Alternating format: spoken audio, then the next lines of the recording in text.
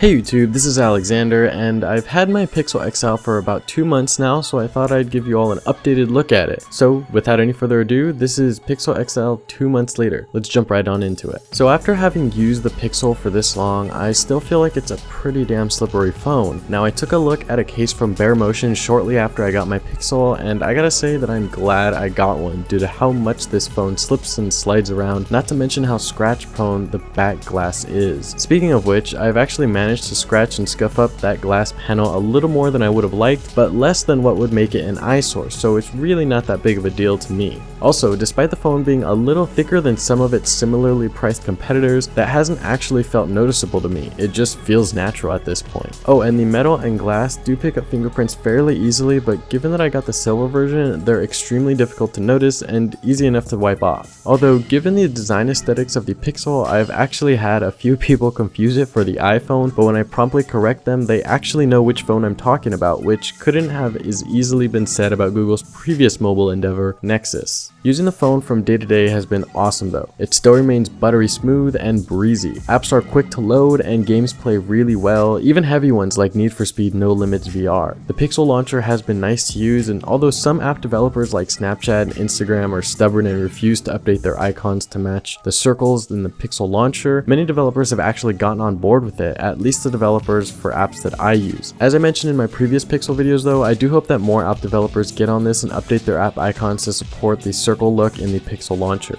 Now Google Assistant has been cool, but it's mostly fallen into the background for me. I've really only found it useful when settling a debate about something with someone or showing them the feature. For everything else, I just hit the search bar. Now as for the extra software goodies known as moves that Google has recently added to, I still don't use any of them except for the swipe for notifications one. I just find the rest to be a bit more of a hassle or not much of a time saver, but you may feel differently. The nice thing about these though is that you at least have the option of using them if you want to. So how about that camera though? Now it's every bit as good as the first day I tested it. Pictures are crisp, saturated, and HDR Plus does an awesome job at properly exposing difficult shots and capturing the shot quickly. Selfie mode is also really good, and the wide angle does a great job of allowing more into the picture frame for better context. Video stabilization still seems weirdly smooth to me, which is going to boil down to a personal preference, but there's no denying that this is the smoothest video recording a smartphone has to offer. Whether it's your cup of tea though is going to be a different story. However, with all this said, I hardly take photos on my phone, and that's just because I'm more of a DSLR kind of guy. But if you prefer to take pictures on your phone, or it's maybe your only camera, you definitely won't be disappointed with what Google has to offer with the Pixel. Oh, and battery life is still just as good. I'm able to easily make it through a day with some light Pokemon Go playing, heavy messaging through Allo, lots of Reddit, Phoenix, Instagram, and Snapchat, as well as the occasional YouTube video and web browsing. I usually end the day at around 2 AM with anywhere between 15 to 30%, which is pretty good in my book. So how's the Pixel been after having had it for about 2 months? Every bit as satisfying as when I first unboxed it. Even after a longer endurance test than the usual review period, I gotta admit, Google has done a remarkable job with the Pixel line.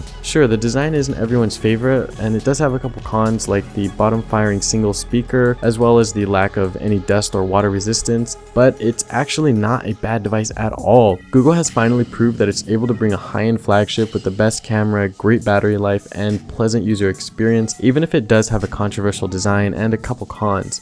Let's just hope that Google can learn from the mistakes they made with this year's Pixel to improve next year's. Anyway, I hope you all enjoyed the video, and if you're interested in hearing more of my thoughts on the Pixel XL, make sure to check out the full video review linked down below, and I will catch you all in the next one. Peace.